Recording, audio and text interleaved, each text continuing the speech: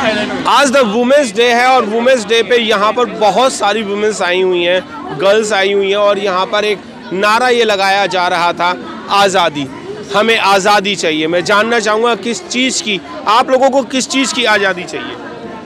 हमें आज़ाद होने की आज़ादी चाहिए, हमें आज़ाद रहने की आज़ादी चाहिए, हमें हम जो हैं वो बने रहने की, जो बनना चाहते हैं वो बनना चाहने की आज़ादी चाहिए। तो आप क्या बने रहना चाहते हैं? जो भी हम हैं, समाज हमें हर तरह से एक ढांचे, एक बने बनाए ढांचे पर आगे बढ़ाना चाहता रहता है और चाह रहा है और चाहता रहेगा। हम चाहते हैं कि जिस आज़ादी पर हमें ये डेमोक्रेसी मिली है, मतलब जब हम जहाँ कह रहे हैं कि सेक्युलर है, हर तरह के राइट्स के लिए लड़ा जा रहा है, विमेंस राइट्स को बहुत जगह कहीं ना कहीं नेगलेक्ट कर रहे हैं लोग और कई बार सवाल उठाते हैं कि लड़ने की ज़रूरत भी क्यों है।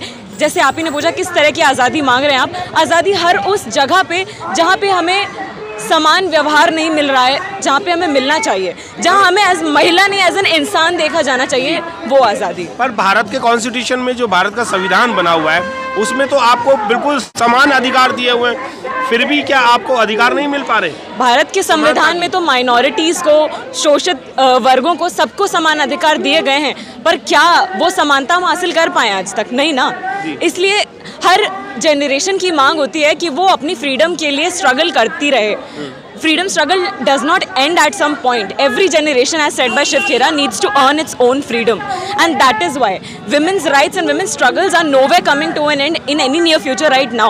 Therefore, we all are of the view that we need to keep at least reasserting that we possess these rights. And we don't need to claim them from someone. We just need to own them. जो आपके rights हैं, constitution में जो rights मिले हुए हैं, आपको क्यों नहीं मिल पा रहे? क्योंकि संविधान कितने लोग जानते हैं हम और आप में। मैं तो ग्रेजुएशन की स्टूडेंट हूँ, फिर भी मैं ये नहीं कह सकती कि मुझे संविधान की 1/3 भी ढंग से नॉलेज है। फिर इंडिया की तो इतनी पॉपुलेशन रूरल है, अनएजुकेटेड है, जिसका संविधान से कोई नाता नहीं है। तो ये जो अधिकारों की जो हम बात कर रहे हैं, संविधान उसका एक जरिया है, पर वो आधी लड़ाई भी नहीं है।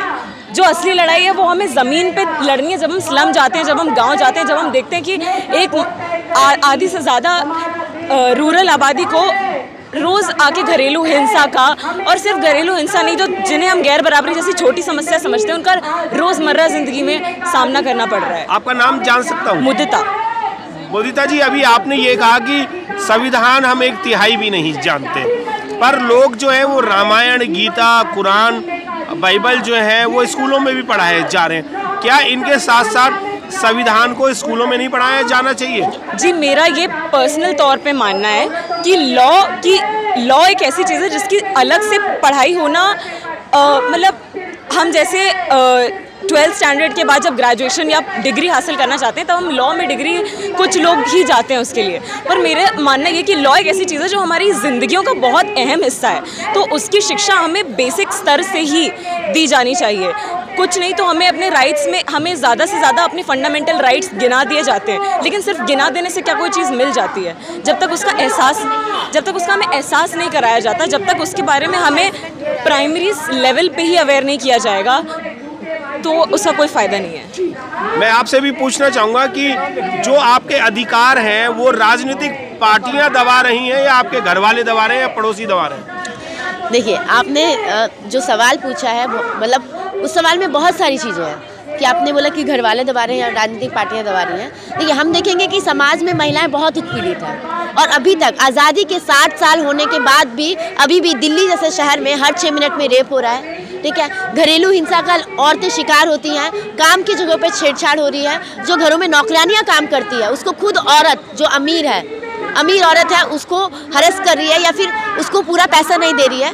तो कहीं ना कहीं हमारी राजनीतिक पार्टियां भी क्या कर रही हैं? जो रेप पीड़िता है, आपको याद होगा कि जो निर्भया का जो रेप कांड हुआ था, उसमें हम जैसी महिलाओं ने ही सड़कों पे लड़के वन स्टॉप रेप क्राइसिस की लड़ाई जीती थी और उसके लिए फंड भी जारी किया गया। पर आज आप देखेंगे अलग अलग जगह पर ये था कि हर हॉस्पिटल में, हर एक शहर में one stop rape crisis centre खुलेगा, पर आज रेप क्राइसिस सेंटर नहीं है। रेप पीड़िता को 3-3 घंटे पुलिस स्टेशन में वेट कराया जाता है। छोटी बच्ची 5 साल की बच्ची का रेप हुआ था, उसके लिए एम्बुलेंस तक नहीं थी। उसका पिताजी जो है, उसके ब्लीडिंग हो रही है, उसको बाइक पे ले जाके एक हॉस्पिटल से दूसरे हॉस्पिटल से घुमाया जा रहा है। तो कहाँ है हमारी राजनीतिक पार्टियां जो अभी तक इस भेदभाव के खिलाफ नहीं लड़ रही है, जो one stop rape crisis centre नहीं खोल रही है, जो एंटी सेक्सुअल हैरेसमेंट कमेटी नहीं खोल रही है। पर मोदी साहब तो कहते हैं बेटी पढ़ाओ बेटी बचाओ। देखिए, जब से मोदी जी सरकार में आए हैं तब से यही चल रहा है। सो कॉल्ड बेटी बचाओ बेटी पढ़ाओ, पर जमीनी स्तर पे कहाँ है? ठीक है, अभी भी 25% युवा जो है हायर एजुकेशन तक पहुंच पा रहे हैं, और गरीब परिवारों का, वर्किंग क्लास का एक बड़ा हिस्सा 12वीं के बाद रेगुलर कॉलेज नहीं कर पाता है। ठीक है, और उसमें महिलाओं की संख्या और कम है।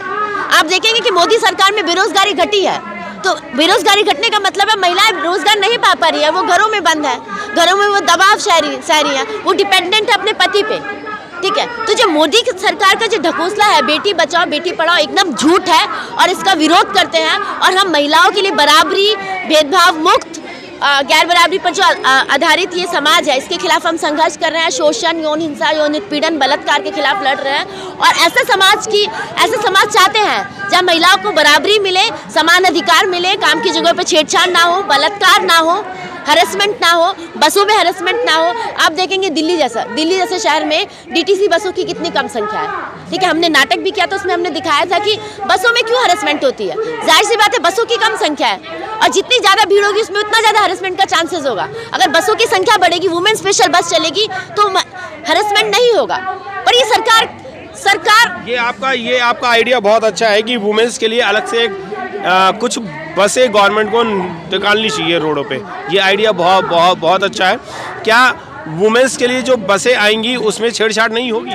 देखिए, पहली बात तो हम बोलते हैं कि बसों की संख्या बढ़ाइए। अगर 1 घंटे में 2 बस आ रही है तो जाहिर सी बात है ज़्यादा पैसेंजर चढ़ेंगे।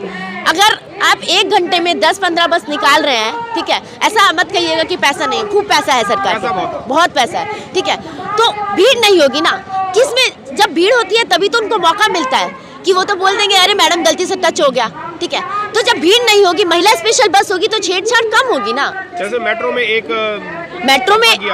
में एक डब्बा जो है रिजर्व है महिलाओं के लिए, तो वुमेन स्पेशल बस चलनी चाहिए। आप जानते हैं जिस तरीके का समाज का हम निर्माण कर रहे हैं, जहाँ पर आप हैरेसमेंट तो खत्म नहीं कर रहे हैं, और वो कहीं ना कहीं फ्रस्ट्रेशन है आज के यूथ में। वो बेरोजगार है, उनको नौकरी नहीं मिल रही है, उनको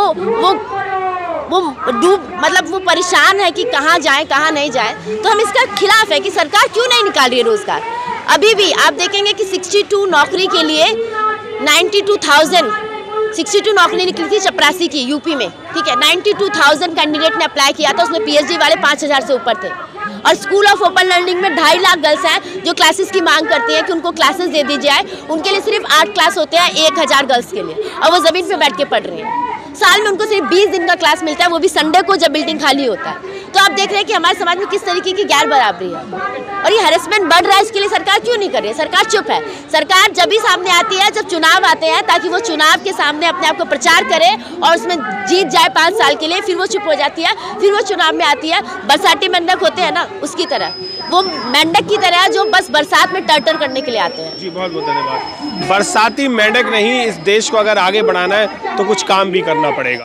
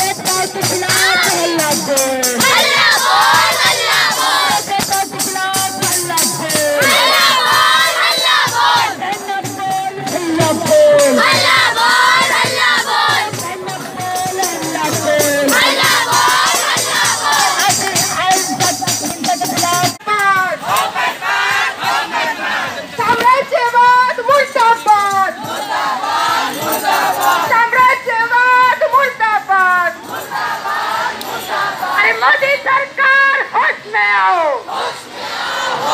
महिलाओं को सुरक्षा दे न सके जो सरकार निकम्मी है, वो सरकार निकम्मी है। मोदी सरकार होश में आओ, मोदी सरकार तरफ आओ।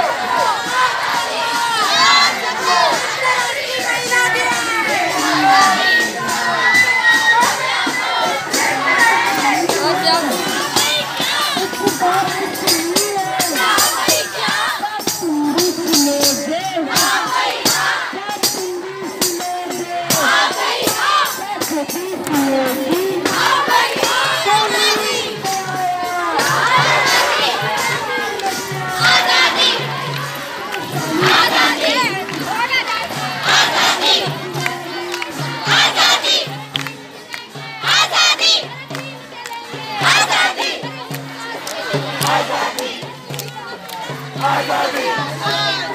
आजादी,